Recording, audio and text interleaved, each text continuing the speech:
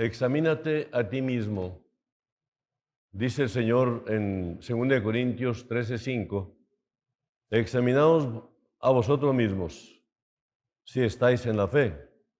Probaos a vosotros mismos, o no os conocéis a vosotros mismos, que Jesucristo está en vosotros, a menos que estéis reprobados. En otras palabras, examínense a ustedes mismos y pónganse a prueba para ver si están firmes en su fe. De seguro que ustedes saben que Jesucristo vive en ustedes, a menos que no pasen la prueba. Esto es parafraseando con otra versión. Pero yo quiero basarme en un pasaje que es el fundamento del tema que quiero hablar el día de hoy.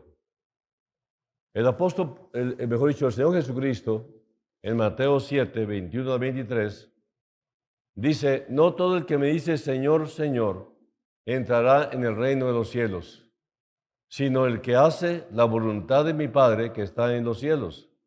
Muchos me dirán en aquel día: Señor, Señor, ¿no profetizamos en tu nombre y en tu nombre echamos fuera demonios y en tu nombre hicimos muchos milagros? Y entonces les declararé: nunca os conocí, apartados de mí, hacedores de maldad. Mediante este pasaje vamos a analizar cómo la iglesia falsa se incorpora dentro de la iglesia verdadera, provocando confusión. Aquí Jesús advierte: no todo el que afirma que yo soy su Señor va a entrar en el reino de Dios. Solamente van a entrar a todo aquel que obedezca a mi Padre que está en el cielo. Vendrá el día en que muchos me van a decir: tú eres nuestro Señor, nosotros profetizamos en tu nombre y por ti echamos fuera demonios. Además, hicimos muchos milagros en tu nombre. Entonces le diré claramente: nunca los conocí. Apártense de mí, porque ustedes se dedicaron a hacer el mal. Fíjate, gente buena a los ojos de nosotros, delante de Dios son gente mala, porque no obedecen a Dios. Obedecen sus propias maneras, su concepto de la religión. O sea, hacen cosas para vestirse de bondad, cuando en su interior, como dice el mismo Señor, pues son sepulcros blanqueados. Juan el Bautista también lo decía. Ahora, este capítulo 12 de Mateo nos dice que los fariseos y aquellos relacionados con ellos habían cometido el pecado imperdonable al atribuir las obras de Cristo a Satanás. Jesús dijo que les perdonaría cualquier pecado, pero no el de la blasfemia.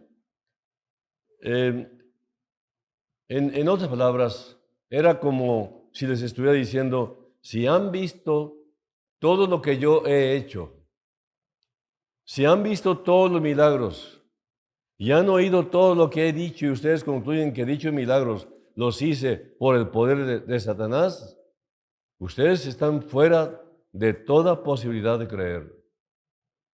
Si ustedes han recibido toda esta revelación y han sido testigos de estos prodigios y no lo han aceptado, no hay nada más que ustedes puedan tener.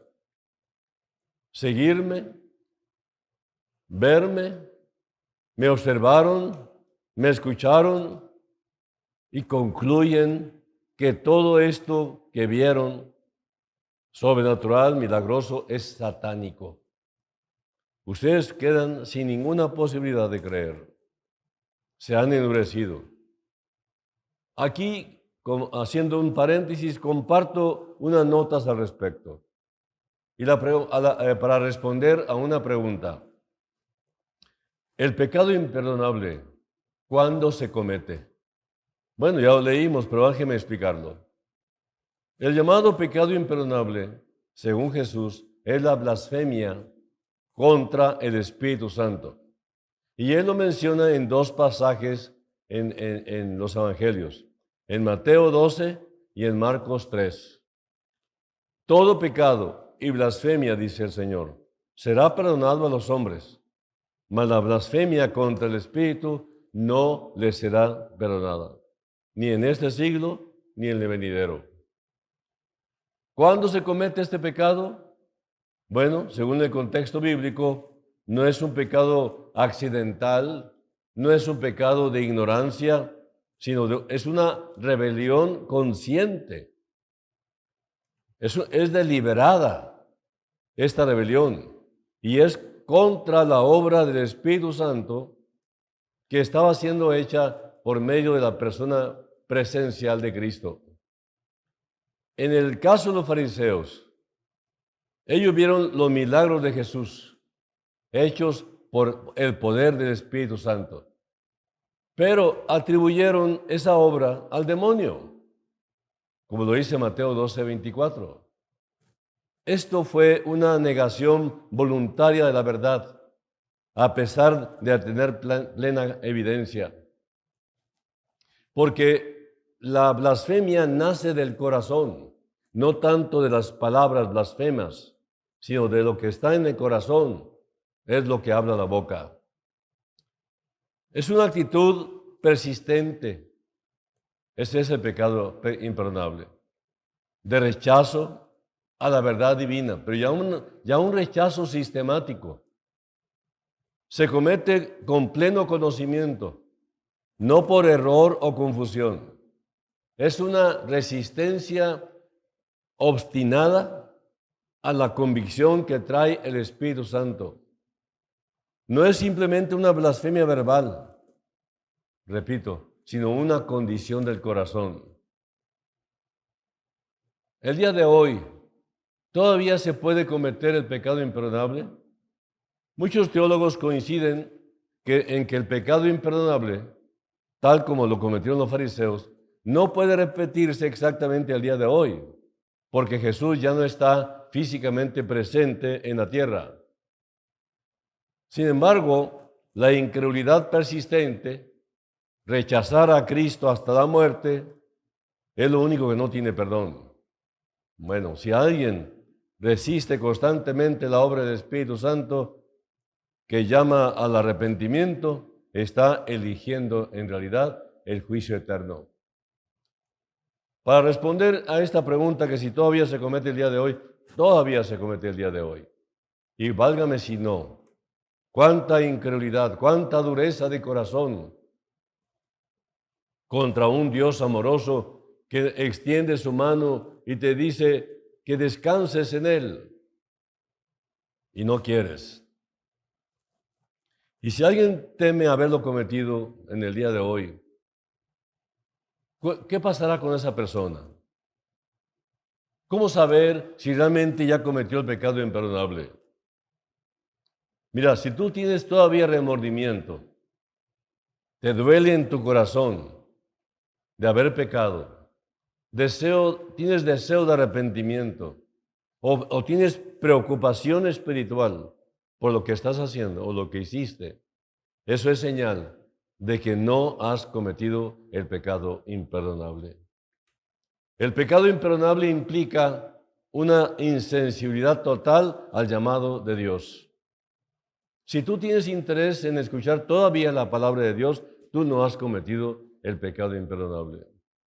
El que comete el pecado imperdonable no quiere nada, no quiere saber nada de Dios ni de su proyecto de amor para la salvación de los pecadores. Jesús plantea las diferentes dimensiones en la iglesia. La ilustración de la semilla de mostaza provee la idea de que la iglesia estallará en gran número, pero incluirá lo real y también incluirá lo que es aparente. Esto es, creyentes verdaderos y creyentes falsos. La era de la iglesia, este período, será un tiempo verdaderamente insólito y en realidad ya está sucediendo ahora mismo. bajo el nombre de iglesia, entre comillas, hoy tenemos todo tipo de diversidad de las mal llamadas iglesias. En el Apocalipsis, Cristo le ordenó a Juan que escribiera a la iglesia de Sardis y le dijo, en Apocalipsis 3:1, yo conozco tus obras, que tienes nombre de que vives y estás muerto. ¿Qué comentarios sobre muchas iglesias en la actualidad? Hablan, están gozosas, cantan alabanzas muchísimo tiempo, pero no se han arrepentido de sus pecados. Están muy divertidos, pero no tienen convicción, no tienen tristeza de su vida de pecado. ¿Qué comentario tan duro es este? Tienen un título, tienen un nombre, pero están muertas estas iglesias. ¿Y por qué están muertas estas iglesias? Están muertas fundamentalmente porque la gente dentro de ellas está muerta espiritualmente. Se podría decir, sin temor a equivocarnos, que hoy en América la mayoría de los miembros de las iglesias ni siquiera saben lo que es ser cristiano, porque ellos están muertos espiritualmente. Pablo dijo en Efesios 2:1, estabais muertos en vuestros delitos y pecados. En cierta ocasión, un pastor de una iglesia importante en Monterrey me preguntó que si yo quería participar predicando en su iglesia. Y yo le dije, con mucho gusto, déjeme prepararme. Hablé con el que me instruye de la Biblia, de la palabra de Dios, el que me instruía, y entonces le pregunté, ¿qué tema cree usted conveniente que debo predicar en tal iglesia? Y él dijo, prepare un mensaje evangelístico para salvar las almas. Oiga, pero es una iglesia, por eso, en la iglesia, te puedo decir sin exagerar, que el 85% de los asistentes todavía no han conocido el plan de Dios para su salvación. Así que prepárese con ese mensaje, lléveles ese mensaje, haga el llamamiento para el arrepentimiento y salvación y verá cómo mucha gente de ahí despertará y se entregará a Cristo Jesús. Y así fue. Sucedió un milagro en aquella mañana de domingo. Ahora, por lo tanto, personas muertas han de constituir iglesias muertas. La iglesia hoy no sufre o muere a causa de los ataques de afuera. Satanás no necesita perder el tiempo con los de afuera de la iglesia. Ya las personas de afuera ya están muertas. Pero adentro de la iglesia, tú podrías decir, bueno, aquí están vivos, pero en realidad las personas que están dentro de la iglesia también están muertas, pero en este caso espiritualmente. ¿Cómo es posible que estés dentro de la iglesia oyendo aquellos finos mensajes, aquellos mensajes tremendos de algunos maestros de la palabra y no haya convicción de pecado y no haya anhelo de arrepentimiento y salvación? Esto es endurecimiento terrible, fatal y condenable. Por otra parte, como dijo un siervo de Dios, una iglesia viva, una iglesia que conoce a Jesucristo y proclama su evangelio, siempre va a estar padeciendo ataques. La iglesia que predica así es la iglesia perseguida, porque tal tipo de iglesia se considera, según la palabra, la conciencia del mundo. Así que la iglesia es la conciencia de la comunidad. Hoy en día existen las llamadas mega iglesias, donde se congregan miles en una sola reunión, 40,000, 50,000 y hasta más. La mayoría de ellos son cristianos. ¿Cómo podemos saberlo? Se podría saber si ellos tuviesen una influencia poderosa con la sociedad en la cual ellos conviven. En esa área de su influencia, ¿realmente influyen con su vida entregada, con su vida cristiana? No sucede nada. Y si no sucede nada alrededor de ellos, algo está mal en esas iglesias. Jesús dijo, ay de vosotros cuando todos los hombres hablen bien de vosotros. En Lucas 6:26 lo dice. La iglesia verdadera siempre debe estar en polos opuestos a los del mundo. La luz y las tinieblas no tienen compañerismo, no pueden convivir. Como dice Pablo, y qué concordia, qué comunión, qué compañerismo Cristo con Belial. 2 Corintios 6:15. No hay ninguna relación, no hay comunión. Es muy importante que entendamos esto. Pablo lo explica en 2 Corintios 6:14, en donde afirma que el amor de Cristo es un tema básico. La iglesia que es verdadera, que es viva, que es vital, manifiesta el Evangelio a los muertos espirituales. Y el Evangelio por sí solo les puede dar vida. Esta es la misión de la iglesia. Bueno, son notas que yo adquirí por ahí, gracias a Dios, por los hombres dones. Pero en realidad estamos hablando de una situación real, pero parece ser que los líderes de las iglesias no lo están viendo y no tienen prisa por llevar el mensaje salvífico, el mensaje de salvación. El tiempo se acaba, se está terminando el tiempo. El día y la hora en que vendrá el Señor por segunda vez, no lo sabemos. Vendrá, dice, como ladrón en la noche, cuando nadie lo espera. Solamente los creyentes. Así que no hay manera bíblica de que la iglesia pueda cortejar al mundo, que esté coqueteando con el mundo. No lo dice la palabra. No podemos ser compatibles con el mundo. Es un contraste. Es un choque. La iglesia ha de ser la conciencia del mundo. La iglesia debe estar también definida en el cumplimiento de su rol de manera que llegue a ser la antagonista del mundo. Siempre habrá persecución contra los que predican la verdad. Siempre habrá persecución contra todos los que definen los valores bíblicos y los presentan ante la sociedad que se ha corrompido. Siempre habrá persecución contra tales predicadores y contra tales iglesias. Para los que están fuera de Jesucristo, la banca de la iglesia ha de ser el asiento menos confortable en el mundo porque presentamos un evangelio que separa, que divide. Porque cuando la iglesia arrulla al mundo, la iglesia muere. Si queremos realmente que sucedan cosas grandiosas, necesitamos despertar por fin.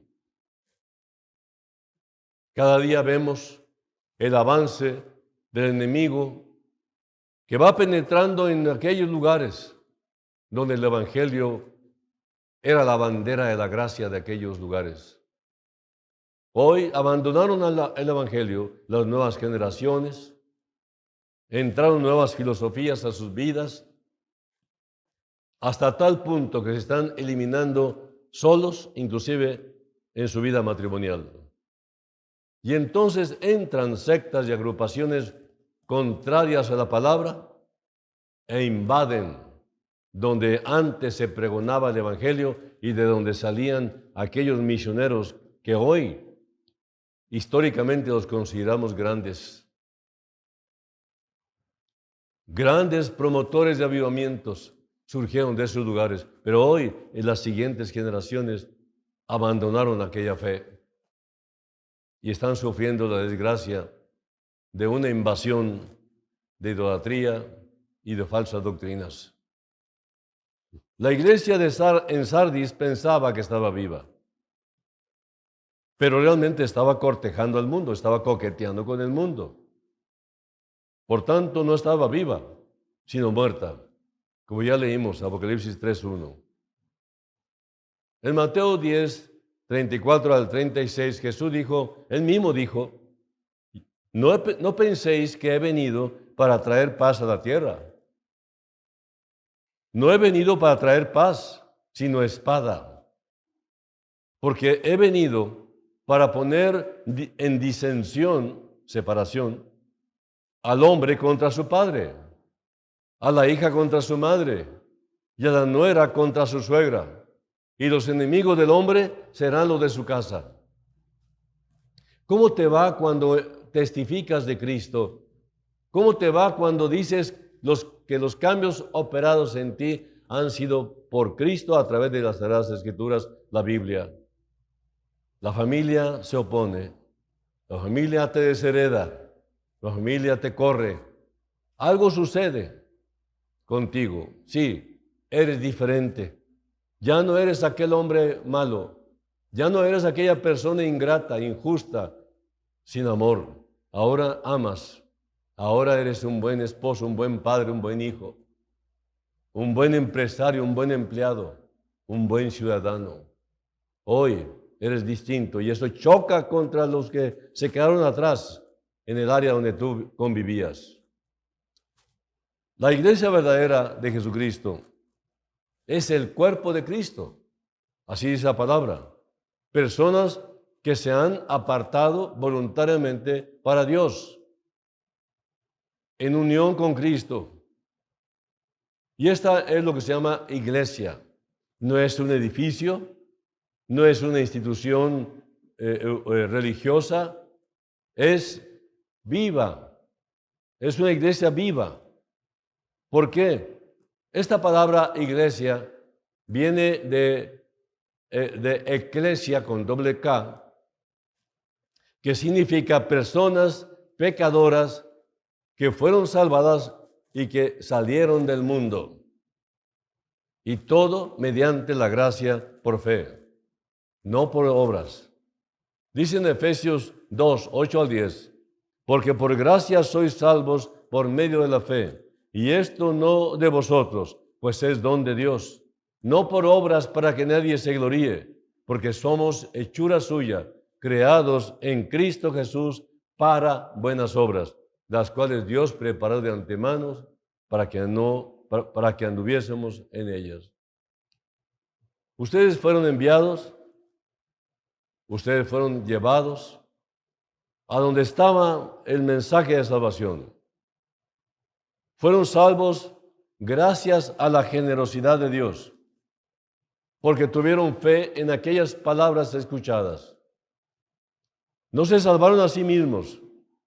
Su salvación fue un regalo de Dios. La salvación no es algo que ustedes hayan conseguido, pues nadie puede decir que se salvó a sí mismo. Nosotros somos obra de Dios, creados en Jesucristo para realizar las buenas obras que Dios ya planeó de antemano para que nos ocupáramos de ellas. Esa es otra versión de la Biblia. Ninguna persona fuera de esta redención puede ser parte de la iglesia. La labor de la iglesia como pueblo de Dios es advertir a los que no han recibido a Cristo. Advertirles con amor, pero advertirles con firmeza. Aún así, de que están en peligro del terror del Señor. Esta es realmente la tarea de todos los cristianos. El Evangelio es lo que necesita, es la medicina real y efectiva, poderosa para la necesidad apremiante de este mundo. Y si tú tienes a Cristo en tu corazón, haces mal de no testificar, haces mal de no pregonar el Evangelio para que aquellos que están caídos, que están adoloridos, lastimados, puedan por fin encontrar la solución a sus necesidades. Así que ninguna persona fuera de esta redención puede ser parte de la iglesia. La labor de la iglesia como pueblo de Dios es advertir a los que no han recibido a Cristo. Advertirles con amor, pero advertirles firmemente, como dije. Así que es importante comprender por qué razón. Porque muchos realmente tratan a Dios de una manera totalmente insultante. Me refiero a pastores. Le ordenan a Dios que haga ciertas cosas como si fuera una persona, un sirviente de ellos. Le reclaman, lo regañan, le ordenan. No entienden quién es Dios. Dice en Hebreos 10:31, horrenda cosa es caer en manos del Dios vivo. Es una clara advertencia para nosotros, los que estamos involucrados en la iglesia, a asegurarnos de que somos auténticamente creyentes en Jesucristo. Hay personas que todavía no conocen a Jesucristo de manera personal y vital, que aunque ha venido mucho conocimiento salvador a sus vidas, a sus mentes, aún no dan el paso de la entrega al Señor Jesucristo. Estoy convencido de que antes de que como iglesia podamos movernos como un cuerpo, debemos llegar a ser una unidad. La única manera entonces en que podemos estar unidos y llegar a ser uno como Cristo oró que fuéramos, es cuando todos seamos auténticos, seamos genuinos en Cristo. Gracias a Dios por estas enseñanzas. Y vuelvo a insistir en el versículo de Jesús, que dice en Mateo 7:22, muchos me dirán en aquel día, Señor, Señor, ¿no profetizamos en tu nombre? Y en tu nombre echamos fuera demonios, y en tu nombre hicimos muchos milagros. Mateo 7:22. Podríamos comparar estas palabras diciendo, pues yo hice mucha buena obra, ayudé a los pobres, asistí a los huérfanos, estuve levantando asilo de ancianos, estuve colaborando económicamente. Muchas cosas buenas has hecho, pero eso nunca comprará el perdón eterno de tus pecados. Solo la sangre de Jesucristo. Y quiero, pues, que examinemos cuidadosamente nuestras vidas. Observemos la escena otra vez de Mateo 7:22, que ya hemos leído. Y vayamos a aquella frase que dice, en aquel día. ¿Cuál día? En aquel día. Esta frase es importante porque es una referencia a un día particular que viene en el que Cristo va a juzgar. La idea es, en aquel día, está relacionada en la Biblia con el juicio final. Y esta es una ilustración de aquel día. Una referencia similar a el día aparece en 1 Corintios 3:13 con relación al tiempo del juicio de los creyentes. 1 Corintios 3:13, déjame leerlo.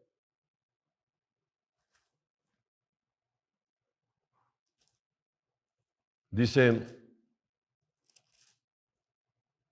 la obra de cada uno se hará manifiesta, porque el día la declarará, pues por el fuego será revelada, y la obra de cada uno, cual sea, el fuego la probará.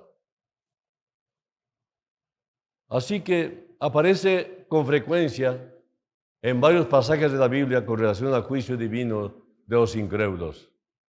Y para los que están estudiando y que toman en serio el estudio, les voy a dar estas citas. Isaías 2:12, Joel 2:1, Malaquías 4:5, Primera a los Tesalonicenses 5:2 y Segunda de Pedro 3:10. Está por venir un día en el que Dios va a juzgar. Está por venir un día en el que el gran trono blanco va a ser una realidad. Lean Apocalipsis 20, 11 y 12. Y aquí se ilustra este gran cuadro del juicio final diciendo, vamos a leerlo. Dice, y vi un gran trono blanco y al que estaba sentado en él, de delante del cual huyeron la tierra y el cielo, y ningún lugar se encontró para ellos. Y vi a los muertos grandes y pequeños de pie ante Dios, y los libros fueron abiertos, y otro libro fue abierto, el cual es el libro de la vida. Y fueron juzgados los muertos por las cosas que estaban escritas en los libros según sus obras. En otras palabras, ellos no tuvieron una fe meritoria. Sus obras fueron todo sobre lo cual cimentaron sus vidas. Si conoces algo acerca de esto, sabes que la Biblia dice, por las obras de la ley, ningún ser humano, ninguno será justificado, dice Romanos 3:20. Y en Apocalipsis 20, 13 al 15 dice, y el mar entregó los muertos que había en él, y la muerte y el Hades entregaron los muertos que había en ellos, y fueron juzgados cada uno según sus obras. Y la muerte y el Hades fueron lanzados al lago de fuego. Esta es la muerte segunda. Y el que no se halló inscrito en el libro de la vida fue lanzado al lago de fuego. Apocalipsis 20, 13 al 15. Con el pasaje de nuestro estudio, con el que empezamos, Mateo 7, 21 al 23, pues Jesús nos está trasladando al juicio final. Con este pasaje estamos ante el gran trono blanco. Aquel gran trono blanco quizá por la ira santa y justa de Dios.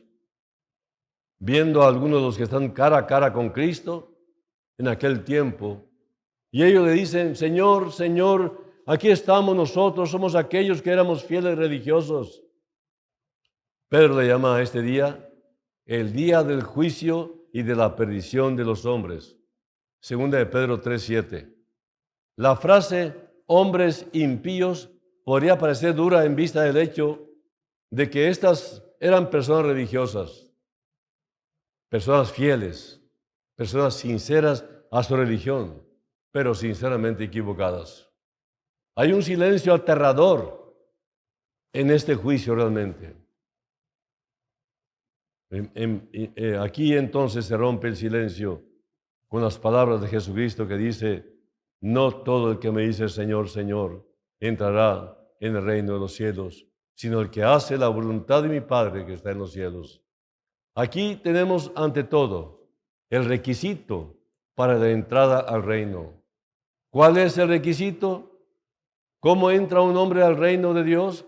¿Cómo puede estar en una relación vital con Dios? Entrégate al Señor Jesucristo. No va a entrar aquel que diga simplemente Señor, Señor, sino los que hacen la voluntad de Dios. Estos son los que entran, los que hacen la voluntad de Dios. Ustedes recordarán aquel revelador pasaje escrito en Mateo 25, 1 al 13, y con esto termino, donde dice que aquí nos está enseñando el Señor algo muy interesante sobre 10 vírgenes. ¿Ya lo recordaron? 10 vírgenes invitadas a una fiesta.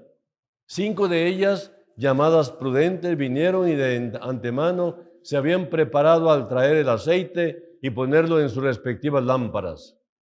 Las otras 5 fueron llamadas insensatas porque no prepararon nada. Y en Mateo 25:11 la puerta se cierra. Y las 5 que quedan fuera dicen, Señor, Señor, ábrenos. Pero el Señor de la fiesta responde, de cierto les digo que no las conozco. Observen en esa historia que a todas las vírgenes se les invitó a la fiesta. En un sentido simbólico, todas ellas habían oído el Evangelio, habían escuchado la proclama, vengan, vengan, vengan a la fiesta. Y esta es una ilustración del llamado de Dios al mundo. Ellas se prepararon en la medida en que dispusieron sus lámparas. Ellas hasta vestían las ropas apropiadas. Incluso llegaron a la casa del encuentro. Sin embargo, no consiguieron entrar. Y su llanto es similar al de Mateo 7:21. Señor, Señor, ábrenos. Pero Jesús afirma que no es para los que dicen Señor, Señor, sino para los que hacen la voluntad de Él. Qué solemne advertencia al final de esta parábola. Cristo dice, velad pues, porque no sabéis el día ni la hora. Mateo 25:13. Qué hermosas notas he conseguido en la palabra. Gracias a Dios por todos estos pensamientos gloriosos que nos da el Señor de manera práctica. Esta es una revelación sencilla. Esta es la predicación que necesitamos todos. Y al aprender estas cosas que Dios nos da a través de sus siervos, pues vamos a pregonarlo también nosotros. Vamos a propagarlo, vamos a perpetuar el Evangelio. La humanidad ignora que hay una solución total, permanente y eterna para su vida destruida. Dios ha hecho una obra gloriosa en la cruz del Calvario. No es para que pases enfrente de la cruz y digas, yo no le pedí que muriera por mí, sino que comprendas que lo hizo porque te ama.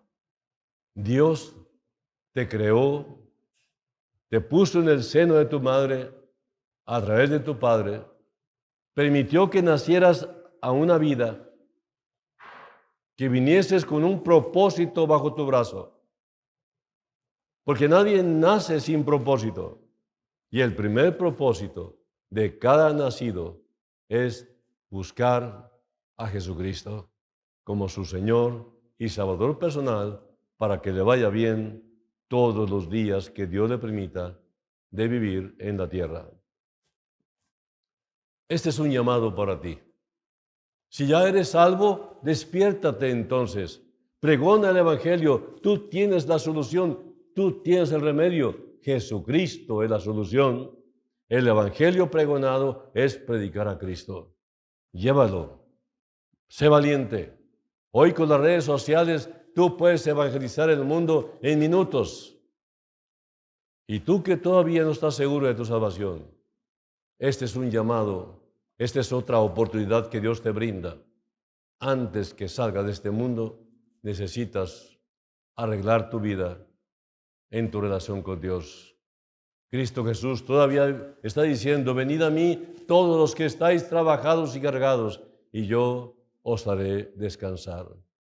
Amigo, entrégate a Cristo. Esta es tu oportunidad. No permitas que se pase el día, porque el día de la salvación es el día de hoy. Señor, gracias por la oportunidad que nos das de aprender estos mensajes que nos das a través de tus siervos. Bendícelos y bendícelos con ellos, y a la vez que nosotros también pregonemos estas enseñanzas de la palabra a todas las almas ansiosas de paz. Úsanos, pero bendícenos a nosotros y certifica tu presencia en cada corazón de nosotros que queremos hacer tu voluntad. Ayúdanos, guíanos y llévanos a orar como nunca antes lo habíamos hecho, porque queremos un despertar mundial de todas las iglesias locales establecidas en diferentes puntos del mundo. Son iglesias claves si tienen a Cristo. Son iglesias como una luz, como un faro de luz poderoso en medio de las tinieblas. Que alumbre tu palabra, que alumbre tu verdad a través de vidas entregadas. Úsalos para ello, Señor, y salva las almas en el nombre de Jesús. Amén. Que Dios les bendiga. Muchas gracias por su atención.